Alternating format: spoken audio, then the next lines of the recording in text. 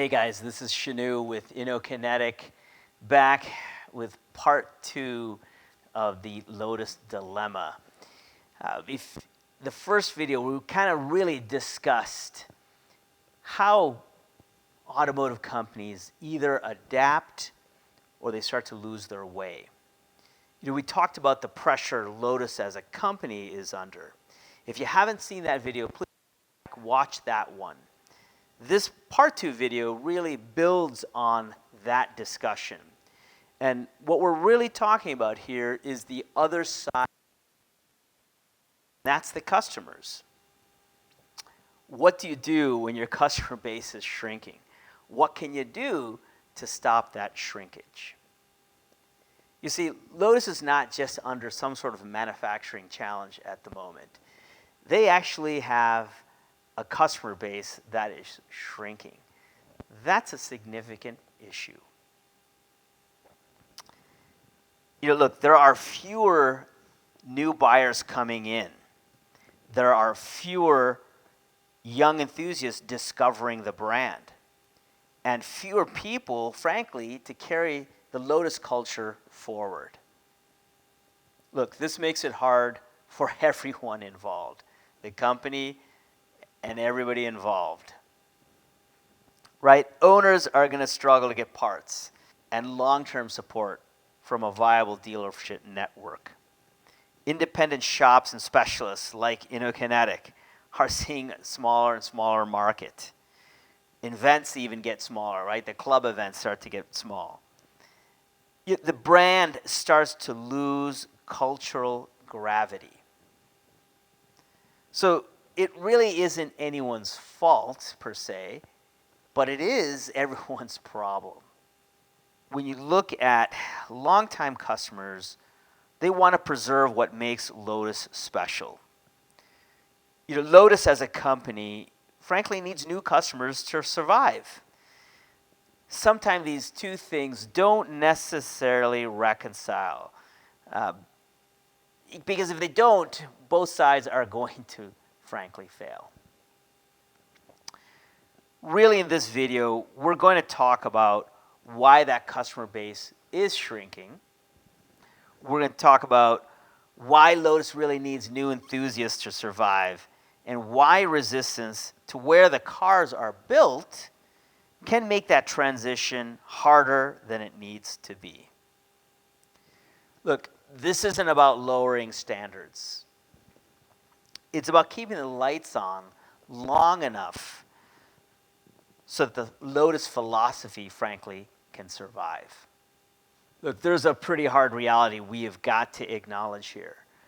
For those of us in North America or in the UK or in Europe, our market, our sports car market, is absolutely mature and frankly saturated.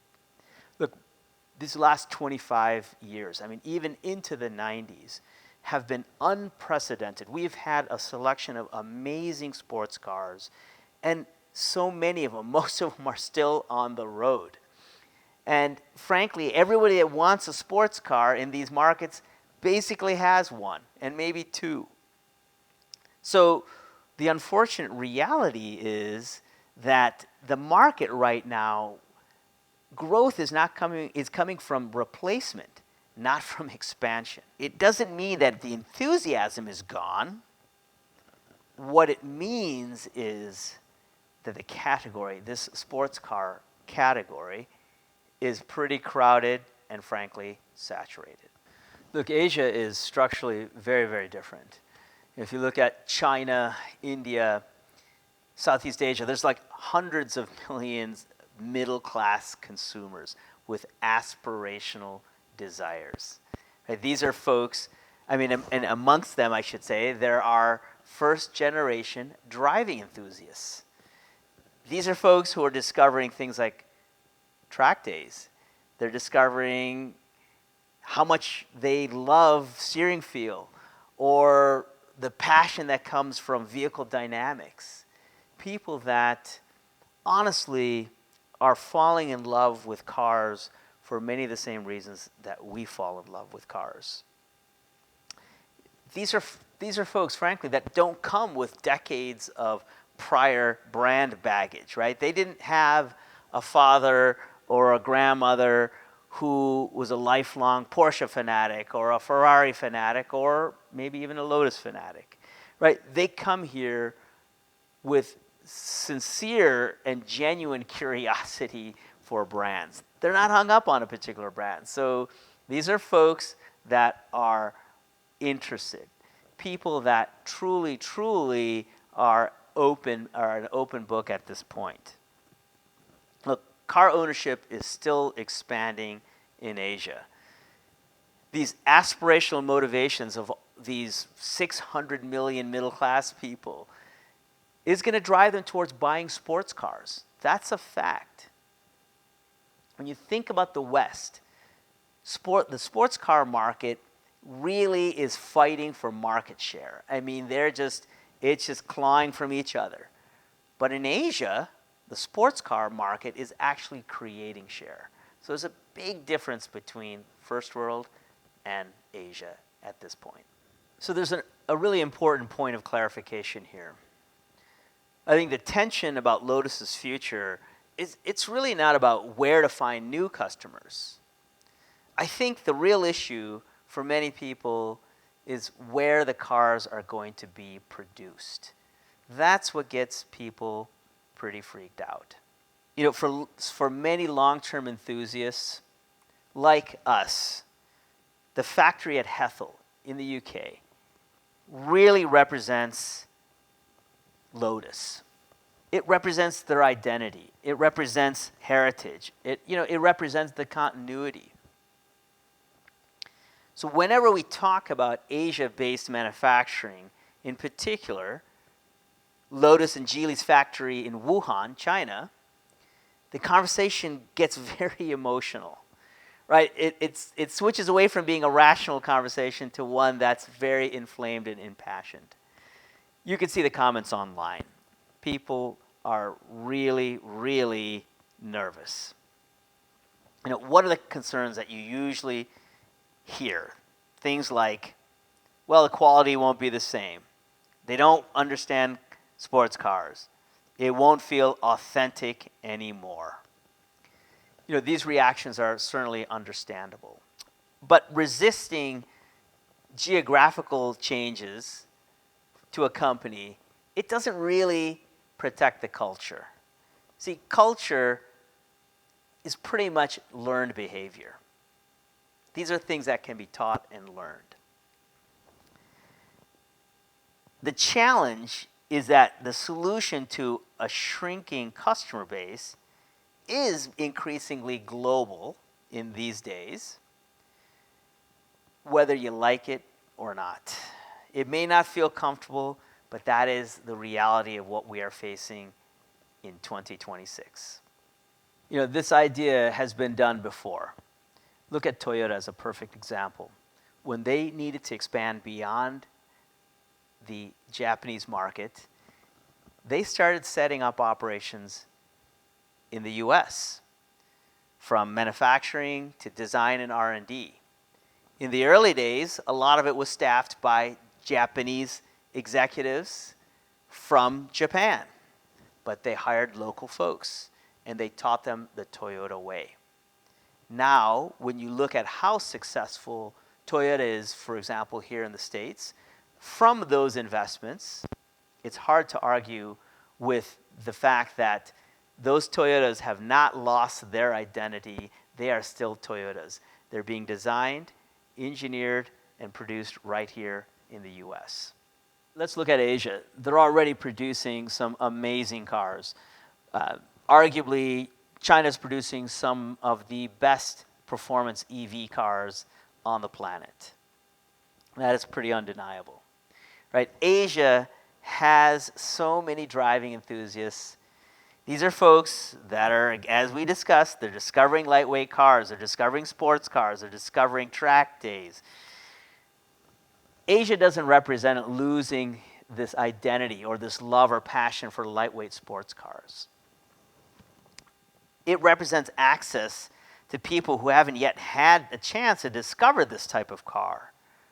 right? Resisting that opportunity to offer cars to these growing enthusiast base, it's not going to preserve Lotus, right? What it's going to do is prevent Lotus from growing and simply limit it. Look, if we're going to talk about what's truly authentic about Lotus, we got to bring Colin Chapman and some of his decisions into this discussion. Colin Chapman was clearly one of the most innovative automotive executives of our time. He innovated in engineering. He innovated in marketing. He innovated in business. Colin Chapman was the first to bring sponsorship money into racing, right? And that was in an era when people said, hey, that has no business, being in racing. Colin recognized to win through innovation, he needed more resources. So he brought in appropriate sponsorship. Colin Chapman also moved manufacturing from London out to Hethel. Hethel was the countryside with turnip farmers. What supply network or resources did he have out there? I'm sure people must have thought it was absolute madness. Now Hethel is considered to be quite sacred. I think it became sacred because Chapman was willing to adapt manufacturing, adapt location, and the structure to keep his philosophy alive. I don't think Chapman measured authenticity by where he was producing cars. I think Colin Chapman was willing to measure his philosophy and the authenticity of the Lotus brand through innovation. And whether that was changing the manufacturing location or frankly bringing in sponsorship dollars to keep his race dream alive. Look, longtime Lotus customers aren't being replaced. There is a whole huge group of new enthusiasts coming to us, wide-eyed and bushy-tailed, excited, right? As existing longtime fans of the brand, we understand, we have that knowledge, we have that history, we have the heritage, on lock. So it would behoove us, right? It's almost the onus is upon us to frankly teach all these new enthusiasts about the Lotus philosophy, why we are so impassioned and in love with the brand and what it represents. You see, culture won't survive if you just freeze it.